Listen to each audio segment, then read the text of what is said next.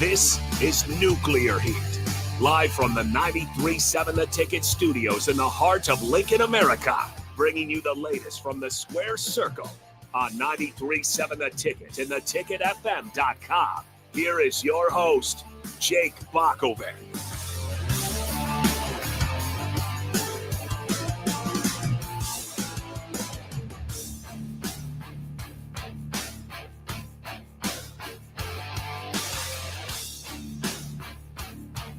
Yes, welcome into Nuclear Heat here on a Sunday evening. A good time to talk some pro wrestling here on 93.7 The Ticket. I am Jake Bockoven in the house alone. I'm going to try to be a single star tonight. Usually I have my tag team partner and Nuclear Heat contributor Augie Pena by my side, but he has left me mid-match, just kind of like Becky Lynch here in her latest tag team match. He's going for the tag and he left, so it's just me to no. He let me know he's got some important stuff going on. So I'm gonna go ahead and roll with this. So it might be a little bit of an abbreviated show. We'll see kind of how it goes. But I did want to jump on and talk some wrestling. Of course, if you did miss it, we did have to miss Nuclear Heat last week. So shout out to Hosta Breezy, of course, DP. The Breeze, another, let's say, predominantly wrestling show here on 93.7 The Ticket. We're able to use that. I sat in with Haas last week, and it was fantastic to kind of get his perspective on the world of wrestling and what's going on in WWE. I always like different perspectives because the way I see it,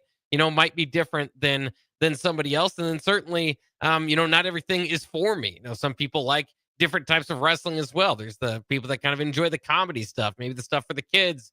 Some people like some of the supernatural wrestling that we see maybe with the Wyatt Six. Of course, if you ask Bret Hart, he likes, kind of technical wrestling and maybe he's shooting down Gunther's chop style of wrestling. So there's all different types of wrestling to enjoy, and they mix it up pretty good. So I like to hear from different people what they like and what they feel is going in the right direction and what WWE might have to work on. So if you're a WWE fan out there and just listening for the first time, just let it be known that you can hear your voice heard here on Nuclear Heat. 402-464-5685 is the Sartor Heyman Jewelers text line. If you agree, disagree, or have any thoughts about anything I'm talking about tonight, go ahead and text in as we get it rolling. Nuclear Heat is a show where we look at the last week of WWE and run down the events of it. And there was no premium live event this week, so we will just look at Monday Night Raw and Friday Night SmackDown. Apologies to my NXT fans. You guys are even more wrestling heads than I am, because there's only so much wrestling I can take. And of course, I shouldn't say I can take, but I have time for. And obviously, it already is 24/7, 365, basically. I should say at least 365, 52 weeks a year. So it never stops going. That's why a lot of people call it a male soap opera, maybe from the outside. And it partially is. I mean, that's kind of what this is, but it is predetermined, not fake. It's real to me, right? Keep going with that. And it got really real. I was talking with Jason Peter, who just left on Ricky's show, the Get Your Happy On Hour, which was fantastic. If you missed that, go back and check that out on YouTube or on our podcast page. But he was kind of mentioning, sometimes, rarely do we talk AEW, but sometimes, stuff that happens in the indies kind of pops up and might mention here. And that was kind of the case this weekend, where you saw one of the worst things that can happen in a wrestling ring, where the son of Rampage Jackson kind of went off in a pro wrestler.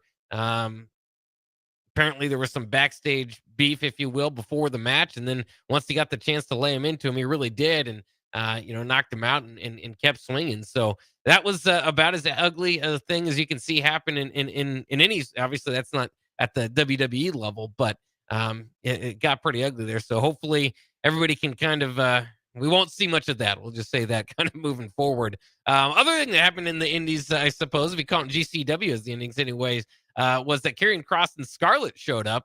And we're in a segment there with Shotzi and Matt Cardona, of course, of former WWE fame as well. So it was interesting to kind of see them show up at another promotion. It's always interesting to see somebody go from having 10, 11, 12, 13,000, even more, obviously, when you get to the WrestleMania shows, the premium live events, sometimes people watch it, to kind of get into a room of a few hundred folks and see if you can kind of keep that up. But so those of you holding out hope that Karrion Kross might be the next R-Truth, and kind of have his public dispute and then show up surprisingly to the fans' delight.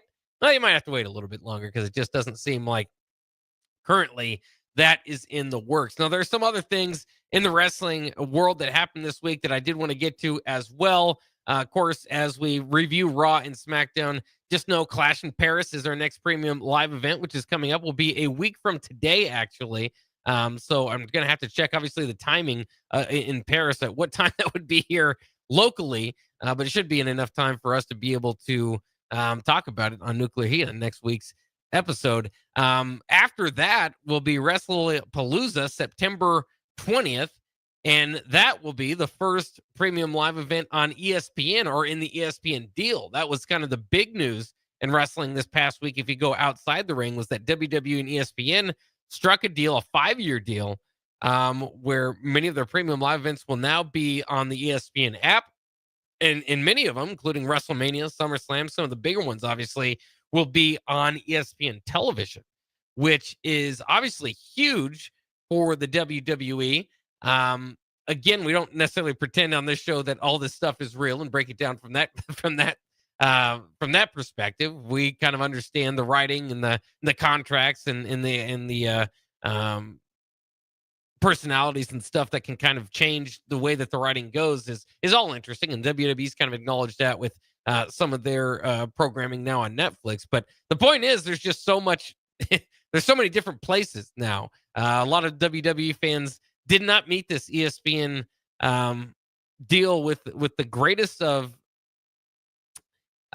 joy, because they're used to an app, a $9.99 WWE app, which now has kind of changed over to Peacock. And then Peacock, of course, had some of the premium live events, but you also had to have now Netflix to get Raw. And of course, Saturday night main event is on NBC. So you gotta have, kind of your 3-letter network in your package there. And then you got to go to USA Network for, kind of the cable package, and Friday night SmackDown. So you're kind of split with all these different outlets that you have to subscribe to if you want to take in all of WWE's programming, and now add ESPN into it. But it's interesting. Obviously, ESPN is about as big a name as you can get, especially in the sports world, to deal with wrestling. And we saw throughout kind of the Hulk Hogan stuff, some of the stuff over the last couple of years, a bit occasionally wrestling would make the ticker, if you will, on Sports Center, which maybe 20 years ago might have been a bigger deal than it is now. But it certainly is interesting to have something that is, again, predetermined.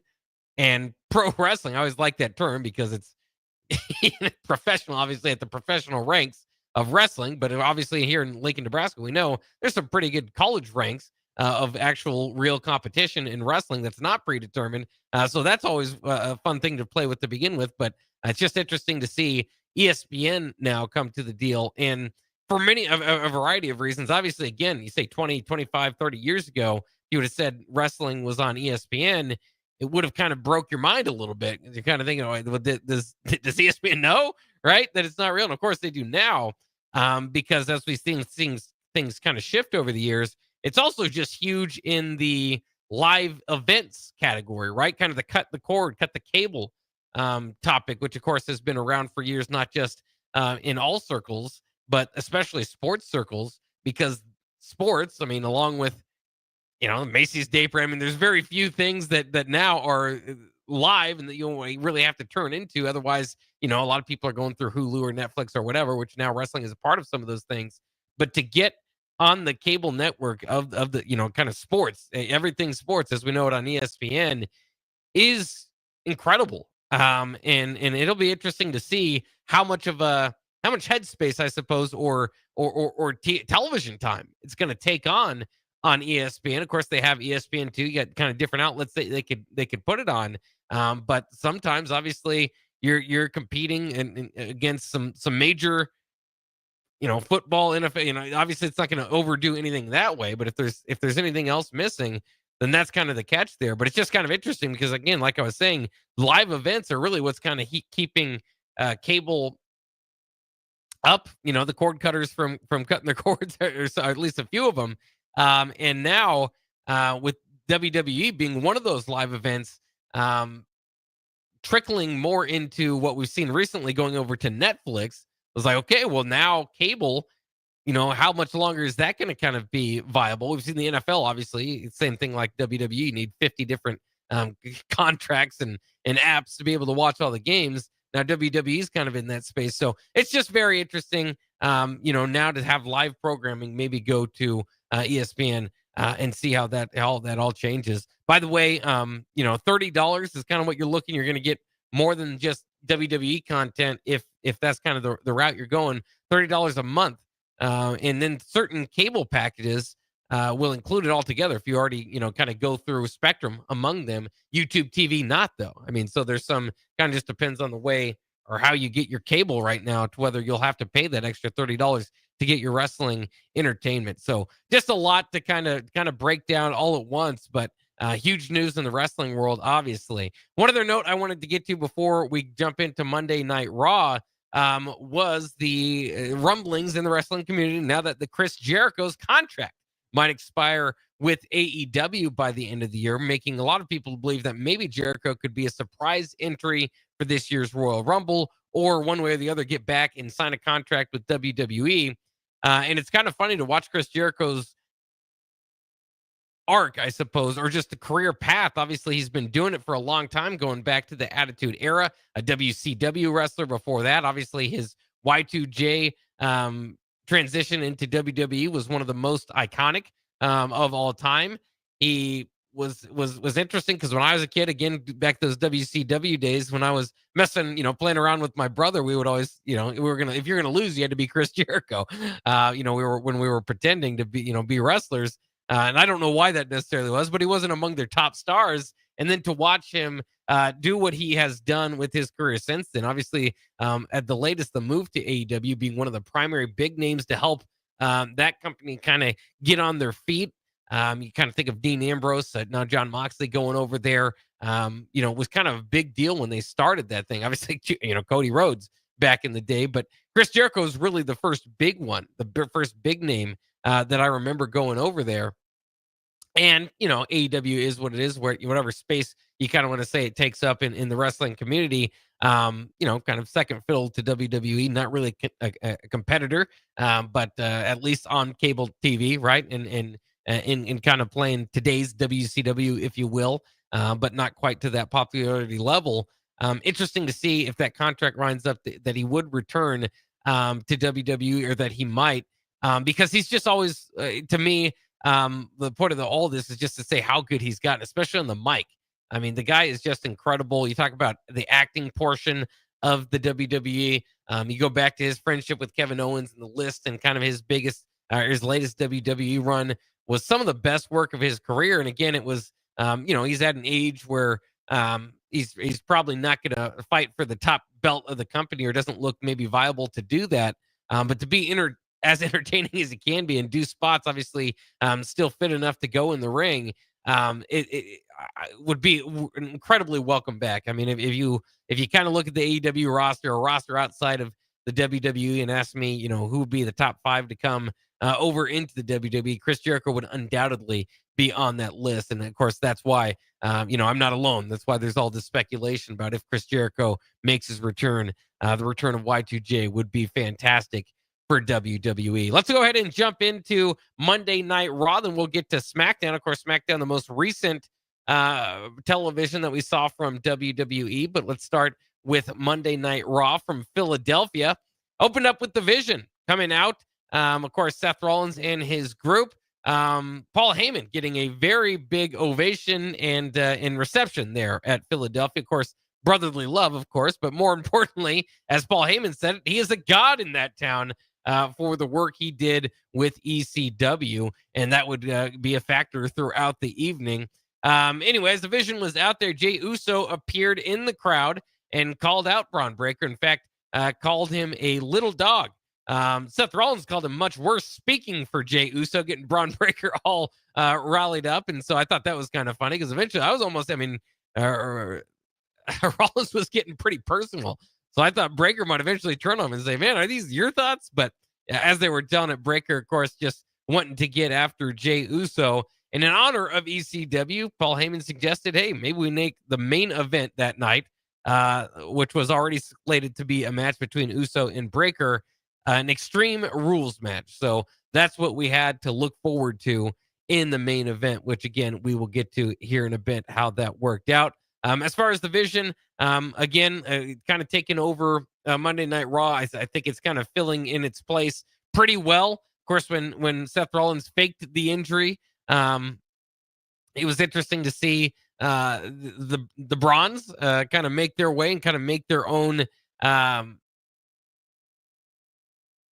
feuds or whatnot that were coming out of, make their little personality, I should say, not little personalities at the end.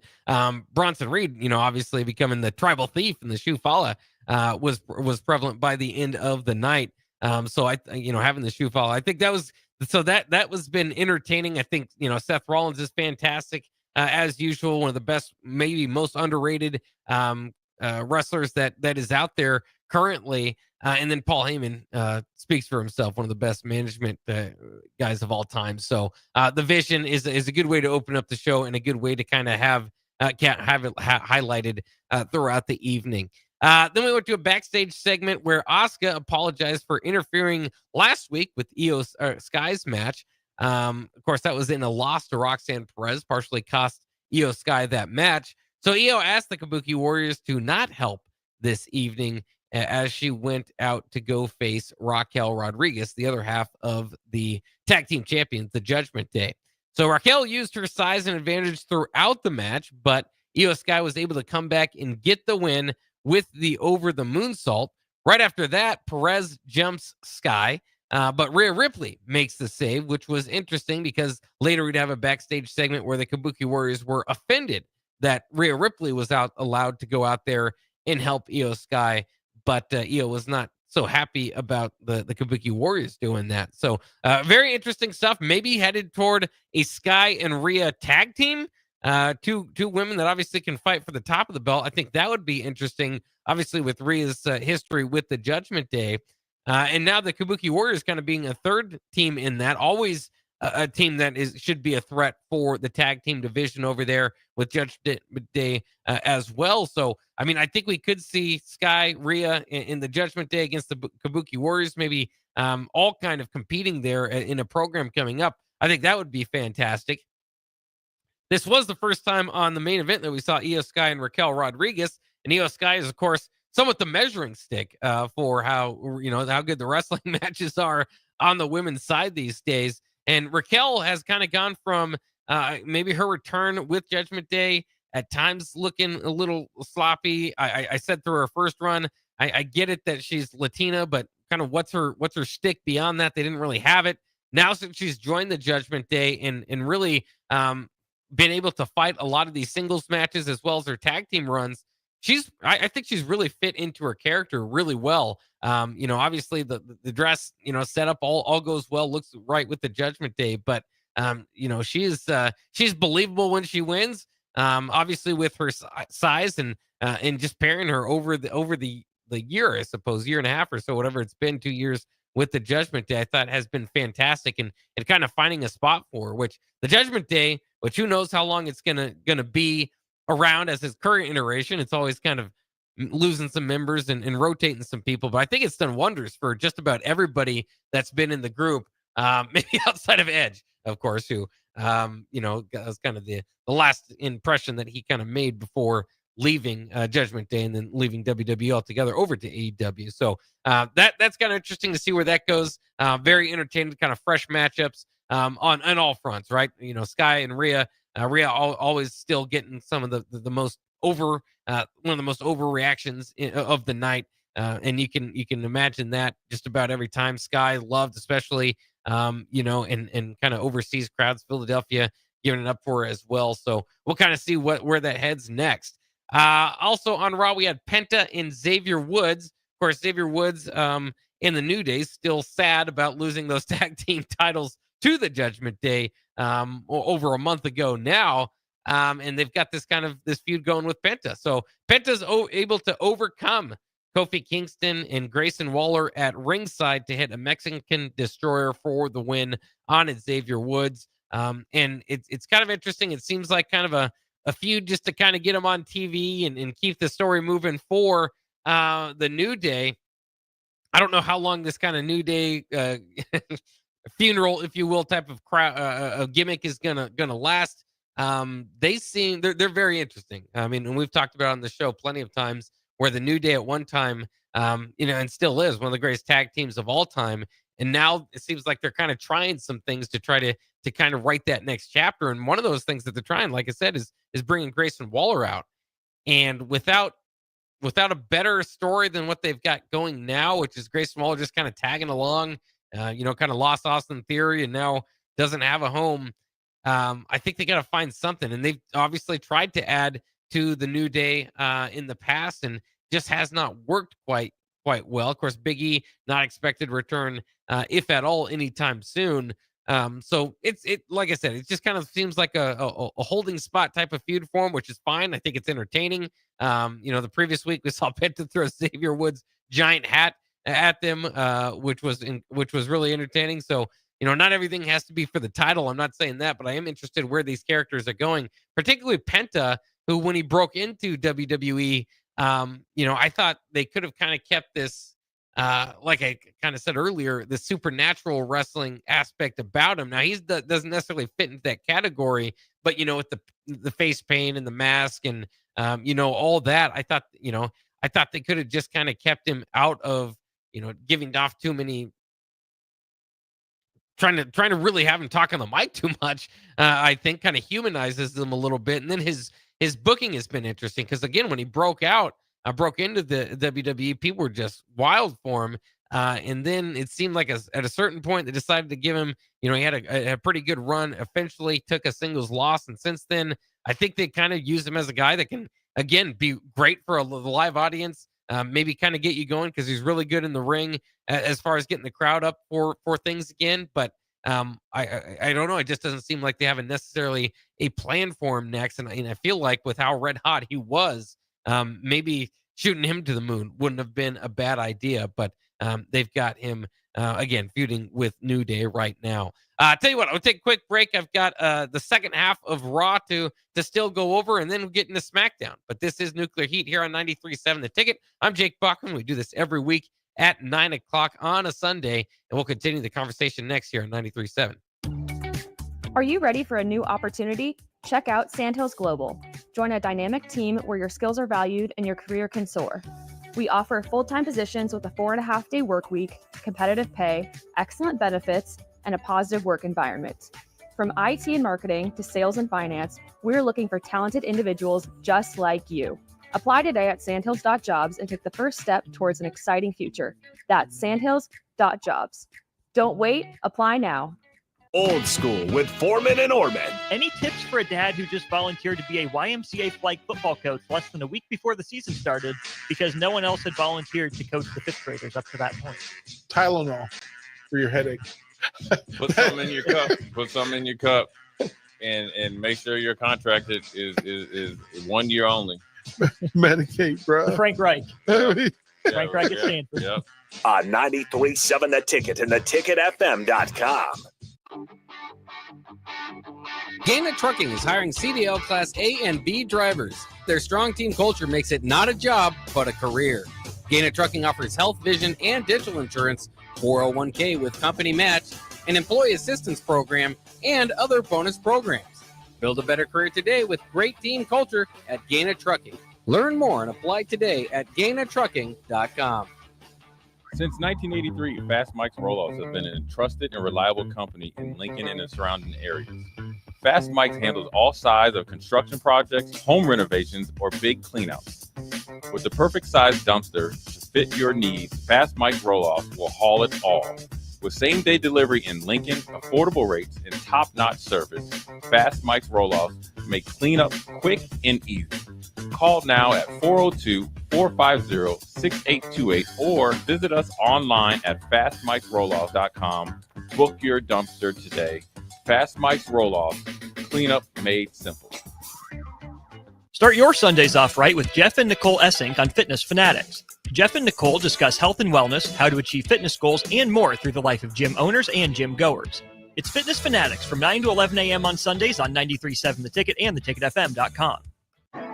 Big news, Nebraska. Love Omaha is now Love Nebraska. This is more than just a new name. It's a tribute to what Nebraska represents in the world of volleyball. It's still the same team with the same mission, led by players you know and love. Now backed by a new ownership group led by Jordan Larson. As Love Nebraska, they're entering an exciting new chapter, pushing for a championship title in 2026 and building new opportunities for the next generation of players across the state. They want you with them. Let's show the world how Nebraska plays volleyball. Join the movement at lovneb.com and sign up to become a Love Nebraska Insider today.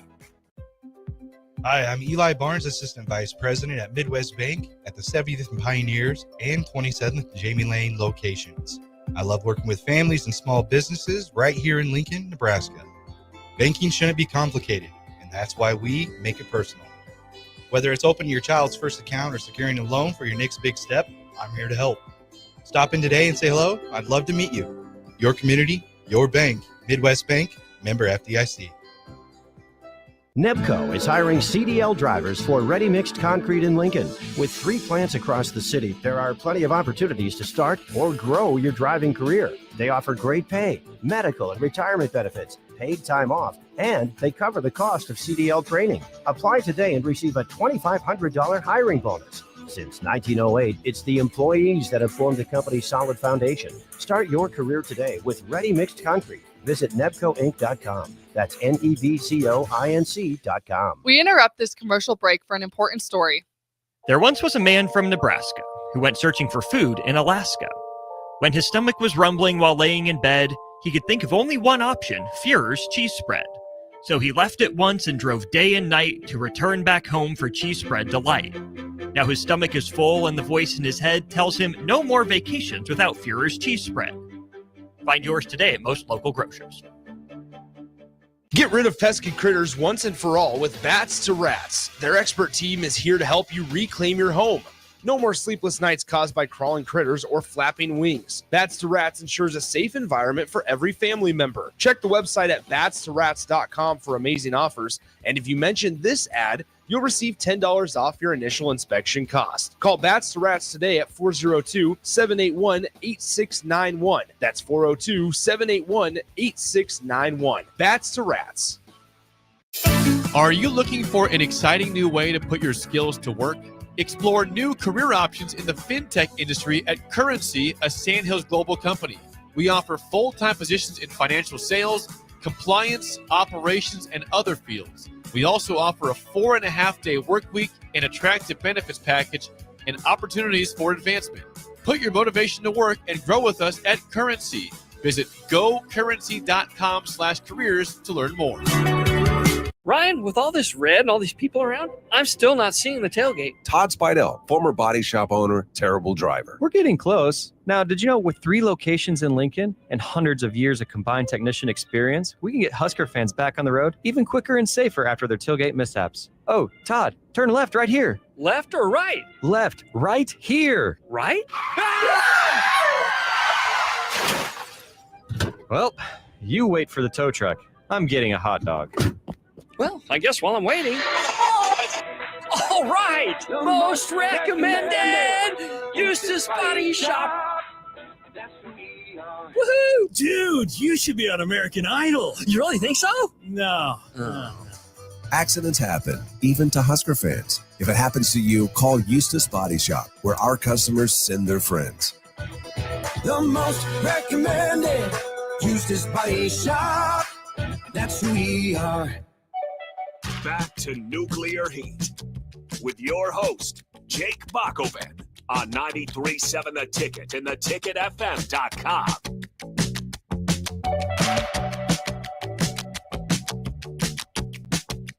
Yes, we are back here on Nuclear Heat on 93.7 The Ticket, talking some pro wrestling to wrap up our coverage for the week. Of course, we do this every week. If you want to check in, if you are a pro wrestling fan, tell your friends, or maybe if you're not and your friends are, tell them anyway. 9 o'clock here on Sunday nights is the place to be to talk about WWE Week in Review. We were talking about Monday Night Raw in Philadelphia, so I'll pick up there where we have one of the more interesting newer characters that we've seen on WWE television lately, which is Mr. Iguana. So coming off Triple Mania, where Finn Balor took on Mr. Iguana, among others, and Finn Balor even introduced El Demonito, puppet, to combat Mr. Iguana's La Yesca. Anyways, all that kind of put together set up this matchup here of Mr. Iguana and Dragon Lee against the Judgment Day's Finn Balor and JD McDonough.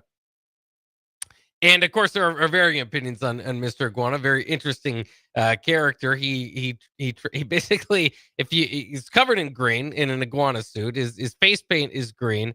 He's got a stuffed animal iguana that he brings out with in his mouth. That is La Yesca. And he acts like an iguana. He does iguana-like things. I don't even know how to really say it. Just the way he gets knocked down and kind of holds his hands and feet up. So I think it's somewhat of obviously a comedy character, but very interesting as you go into this thing. Not very big guy, kind of seems kind of light.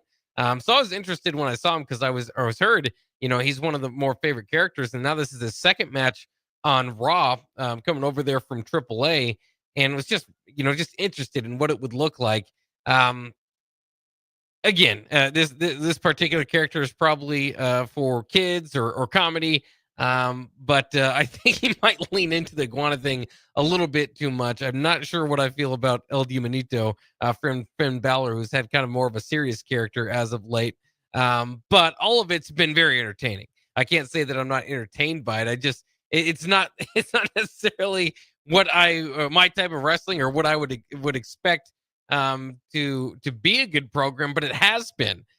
So you just got to say all that. Sometimes you're surprised, and Mr. Iguana in his battle here with Finn Balor has been kind of fun.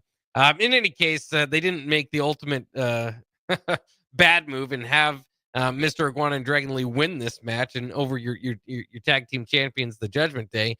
They did ultimately win. But what was interesting is it might have set up even more was Vikingo, the AAA champion, actually attacked post-match, but Dominic Mysterio ended up laying him out with his Intercontinental title and stood tall. So we could see, I think, Dominic Mysterio, there's been talk behind the scenes that maybe they could make Mysterio the face for AAA. And so he might have a match coming up with Vikingo there as we see. So that'd be something to track. Would they keep the Intercontinental Championship on Dominic? Would he also, would he be able to Dominic 2 belts, Dirty Dom 2 belts, if you could imagine? Would be interesting. It is worth noting too, Dominic, not involved in this match, was ringside and was still getting his name chanted. So again, his character very much over, in the decision to give him the Intercontinental title at WrestleMania and keep it on him, I think, is still paying dividends. We move on to the next segment. Was a video of Bayley still questioning herself. With at the end of it was an old reference to an old hugging character. So you kind of wonder, kind of feels like maybe we've been wondering if Bayley was going to turn heel as of late. These new kind of promotional videos that they do really have her questioning herself, her spot kind of in the locker room and all that. Of course, she is one of the OGs, if you will, now of the women's revolution, one of the 4 horsewomen. But coming off a program there with Lyra Valkyria and Becky Lynch, kind of wondering what that leaves up next for her. So maybe a return to the old hug character, maybe a tease to that, and then Bayley turns heel on it rather quickly. Either way, I think it's interesting to see what Bayley does next. To go along with that, of course, the Intercontinental Championship on the women's side, they did hold a championship match here in Philadelphia. Natalya against Becky Lynch. Becky Lynch ended up wiping out Maxine Dupree and Akira Tozawa at ringside, of course, who are now in a stable with Natalya, and applies to disarm her for the win. Lynch then attacked Dupree post-match, and Nikki Bella came out and laid out Becky. Now, as we get to SmackDown, Becky kind of overtook that. Made sense to a degree because she opened up the show and started there in Dublin. So obviously her home country, that makes some sense. But I think it did kind of take away a little bit from Nikki Bella attacking Becky. It still looks like that's going to be our next matchup, potentially, maybe as soon as this next week in Clash at Paris. So that should be fun. I think that's obviously 2 veterans, from a little bit of a different era that I think could have some fun. Of course, they had their promo a couple weeks ago, which was very personal. So I think they can still have a lot of room to work with that feud. So we'll see what's next there. I would be surprised if Nikki Bella comes out the Intercontinental Champion out of it, but it'll be a good matchup for Becky until we kind of move on to the next thing. Speaking of women's championships, Naomi had to come out and address the WWE Universe about hers. And she pointed to the big screen where she had earlier went on a talk show and announced that she is pregnant. So Naomi, probably on one of the hottest runs of her careers, gets pregnant. Of course, there was plenty of jokes being made. Big Jim jokes, I suppose, as Jimmy Uso, obviously part of this that got that got Naomi pregnant. Though no further explanation needed there. Kind of interesting. Naomi allowed the emotions to kind of take control of her for a little bit, and then kind of stayed in character and started barking at Adam Pearce. Refused to hand over the championship, saying she's coming back for it. So I think her character, which is again as a heel one of the most interesting points in her career, ready to take a break. Obviously, got to do what you have to do as a mother. But I can't wait to have her return. That would be a fun surprise return. I also thought the OTC chants were hilarious. Basically, Naomi saying that she was going to add to the bloodline, and then it's just kind of funny how Roman Reigns and his chants get going out of that.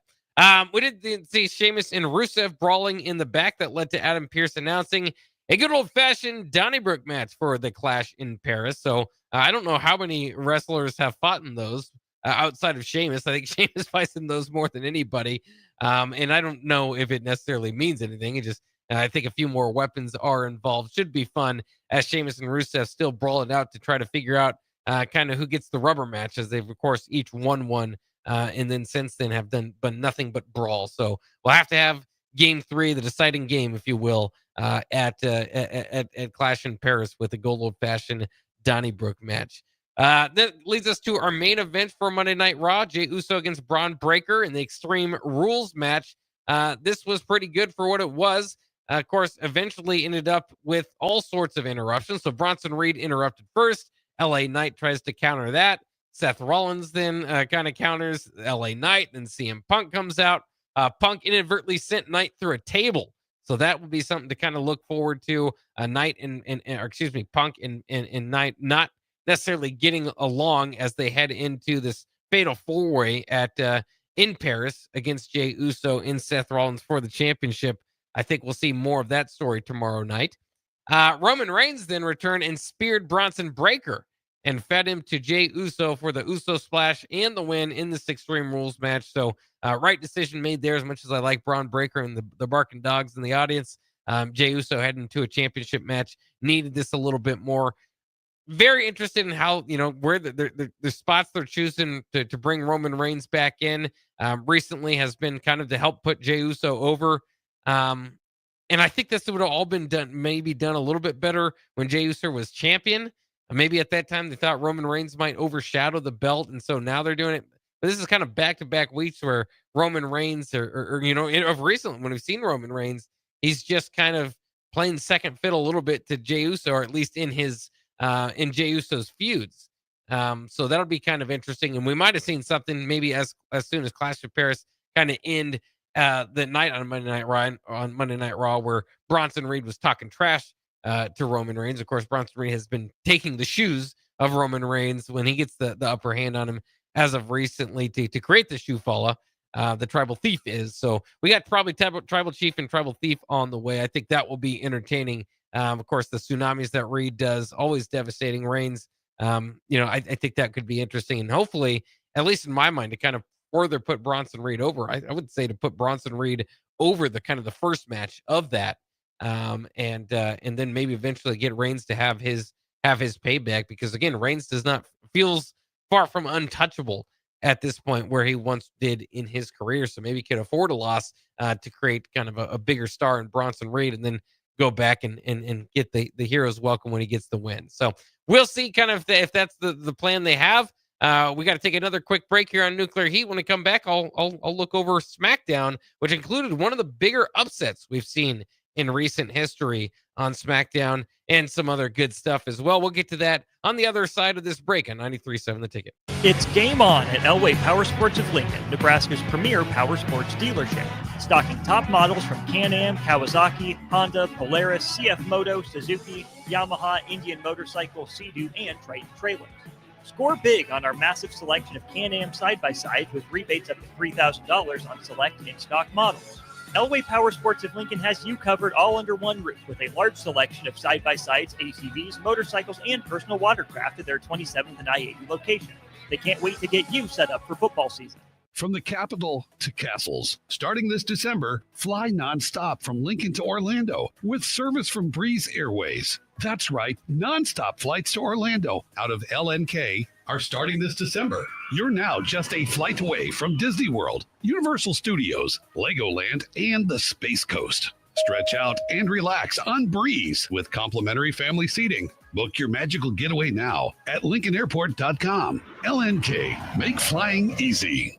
Rashawn Jackson here for Bauer Infrastructure, a veteran-owned local company proudly serving Lincoln, Lancaster County, and the surrounding areas. Bauer provides quality work at an affordable price, and they're growing rapidly. If you want to experience a career with a fast-paced, family-friendly environment, visit BauerInfrastructure.com. They have top-of-the-line benefits, year-round work, even through the winter. Bauer, usher in the new era of infrastructure to an area near you. And as always, go Big Red. Harvest season is coming, and Acres has discounted many of our late model John Deere combines. Get thousands in discounts and upgrade for this year's harvest. Plus, you could save even more with interest rates starting as low as 1.9% on select units. Low interest rates combined with our huge discounts, there's not a better time to buy. Visit acres.com for all the details. That's AKRS.com. Restrictions apply. Offer ends August 31st, 2025. Subject to approved financing. Offer may change at any time without notice. Load up on meat and more this spring at The Mercado by Certified Piedmontese with great selections of T-bones, tomahawks, ribeyes, filet mignon, brisket, sirloin, and so much more. The Mercado has locations at 84th and Havelock, 30th and Yankee Hill, and now 85th and Old Cheney in Lincoln, where you can have $2 draft beer every Thursday night from 4 to 8 p.m. and half-price espresso drinks on Fridays from 8 a.m. to 2 p.m. Get to The Mercado today for the best meat in town. Advanced Medical Imaging is hosting their third annual Breast Cancer Awareness Walk on October 11th at 7601 Pioneers Boulevard. Hear inspiring stories from survivors, enjoy local food truck vendors, a live DJ, and other family-friendly activities as we unite to bring awareness about breast cancer. Check-in begins at 8:30 a.m. with the walk starting at 9. Register your team today for Advanced Medical Imaging's third annual Breast Cancer Awareness Walk online at amimaging.com. Let's walk for those we've lost, for those still fighting, and for a future without breast cancer. Back to Nuclear Heat with your host, Jake Bockoven on 93.7 The Ticket and theticketfm.com. All right, we got to go quickly through SmackDown here as we wrap up Nuclear Heat this week. I spent a lot of time on Raw. Thankfully, SmackDown's a bit of a shorter program, so I can get my opinions in here as we wrap up the show. SmackDown was from Dublin, Ireland this past Friday. Of course, college football fans might have noticed the college football game in Dublin, Ireland as well in week 0. So I thought that was interesting. But in any case, made for an interesting show. They utilized Dublin to bring out Becky Lynch, of course, in her home country, usually of Monday Night Raw. But she opened up well. The crowd got a big reaction. And, of course, she did a good job of turning on her own people. A very good crowd where she was just kind of annoying everybody. A very good promo, I should say, where she was just kind of annoying everybody. Tiffany Stratton interrupted to stop Becky Lynch, which was, again, good work on the mic. Nia Jax then joined as well, but she attacked Tiffany Stratton. So Jade Cargill came out to make the save to set up the main event. It would be Becky Lynch and Nia Jax against Stratton and Cargill. Good enough main event, good enough, kind of a fresh matchup. While at the same time, kind of letting you know we weren't going to move mountains tonight. And unfortunately, as I always try to invite people to watch wrestling, there are some lulls in certain weeks that maybe don't have the most stakes to them, and that's kind of been wrestling the last couple of weeks. There's certain feuds that are kind of there. We'll kind of get to it at the end of the night when Brock Lesnar's name was mentioned, whispered. That might have been the most relevant part of the whole evening. But this matchup, Lynch not necessarily being a SmackDown superstar, combined with the fact, again, that I think, her kind of feud with Nikki Bella was put on hold here. Jack's kind of just reinserted into it. It'll be interesting. Maybe they'll make kind of something out of this. But the Stratton Cargill thing is particularly, obviously, dynamic as well with their tag team. Stratton, of course, defeated Cargill and still undefeated throughout the year. And I think they're, two of the young stars. But yeah, I just kind of wonder, do we want another Cargill Stratton match? I wouldn't mind it. I was entertained by the first one. I don't think it's time to take the belt off of Tiffy. It's still Tiffy time. So you kind of got to decide what you want to do with Jade Cargill's career moving forward. But still kind of interesting. Cargill kind of flip-flopping back and forth. Not necessarily a good guy, not necessarily a bad guy, but in this situation, a good guy, a good gal, if you will, to kind of stand by Tiffany Stratton's side. Now, as she made clear, she still wants to go after that title. So that's what would make you kind of think that maybe we'd still get Stratton and Cargill out of this in the end. The first matchup of the night was Melodome Miz versus Motor City Machine Guns. This was after Fraxium was telling Carmelo Hayes in the back that Miz is a questionable tag team partner, and Miz, for the first time since their tag team partnership, kind of stood up. Excuse me, Melo stood up for Miz. So I thought that was kind of interesting. They kind of continue to tell the story. They're not necessarily the freshest tag team or the team with the most experience, I should say. They're among the most fresh tag teams on the roster. One of the more interesting ones right now, the Motor City Machine Guns, of course, have been wrestling forever, so they looked to be more on the same page. But again, they use that as part of the storytelling.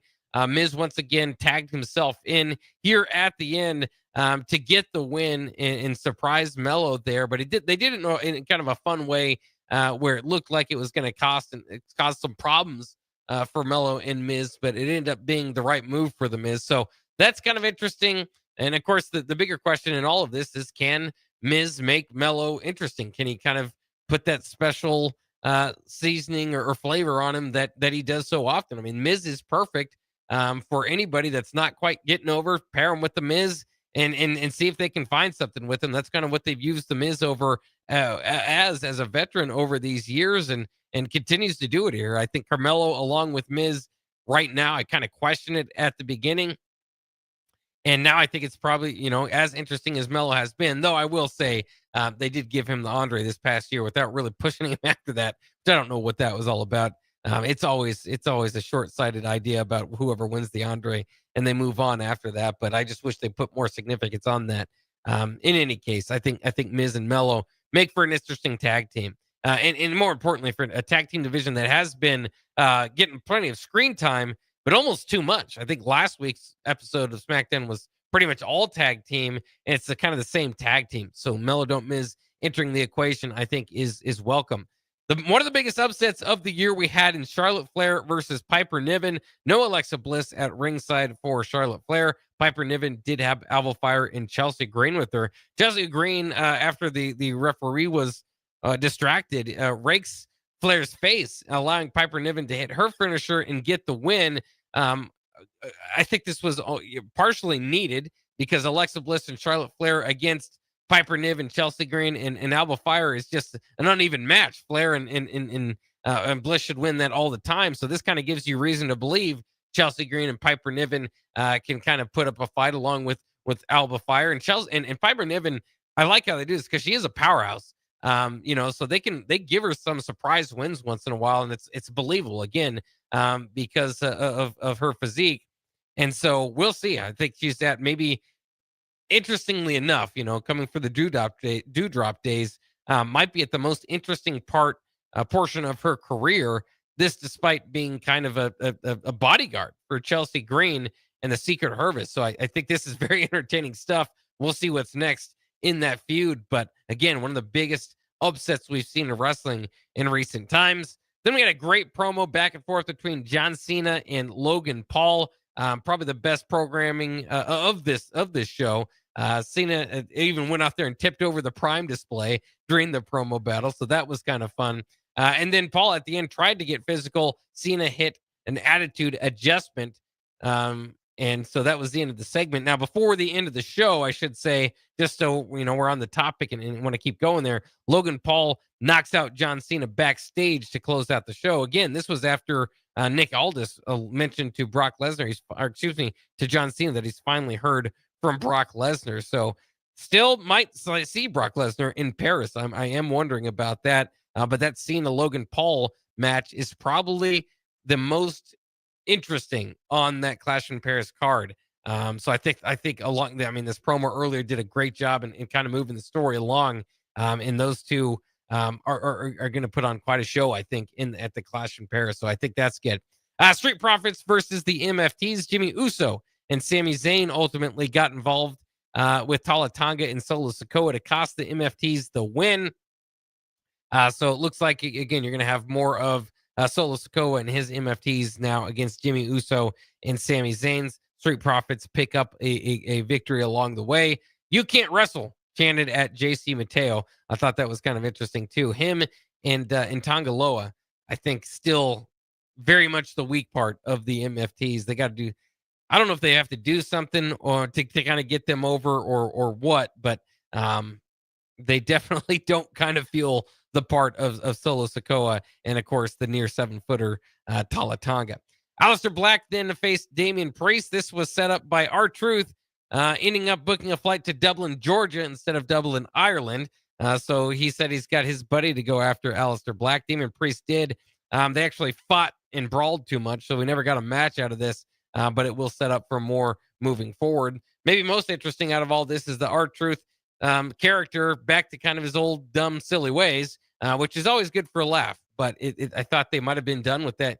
You wonder what that means for the future of R-Truth, because they seem to be done with that character, and then brought it back for the Ron Killings character, which was supposed to be more serious. That lasted for all of a week, and now he's completely back into the R-Truth comedy character. So interesting to see if they still got plans for him moving forward. Drew McIntyre then had a promo against Cody Rhodes, who he plans to face at Clash of in Paris. Was ended with RKO out of nowhere. So Randy Orton get involved. Interesting dynamic to kind of bring in there. Still want to see ultimately Cody Rhodes go against Randy Orton for a long feud. So maybe this is the beginning of getting that going there. But obviously right now, Randy Orton on Cody Rhodes' side as he RKO'd his upcoming opponent. Then we have the main event, Nia Jax and Becky Lynch, as we close out the show ourselves here against Tiffany Stratton and Jade Cargill. Becky Lynch leaves middle of the match. Nia Jax is left alone, and Tiffany Stratton and Jade Cargill do what they need to do to get the win there. So you wonder, again, Becky Lynch on an opposite show. Maybe Nia Jax heads over to Raw, maybe freshen some things up in the Intercontinental Championship match with Nikki Bella. But again, that's already fresh. So not exactly sure what the main event altogether was proving, other than being entertaining, which it was. I don't know if it's going to have too many long-term ramifications on the booking moving forward. But that'll wrap it up for Nuclear Heat this evening. Thanks for joining us. That'll wrap it up for evening programming altogether here on a Sunday night. Join us bright and early for early break tomorrow as we get ready for game week in Nebraska and celebrate, of course, what was a beautiful volleyball weekend in Lincoln. We'll do that all tomorrow morning. We hope you join us. We'll see you then.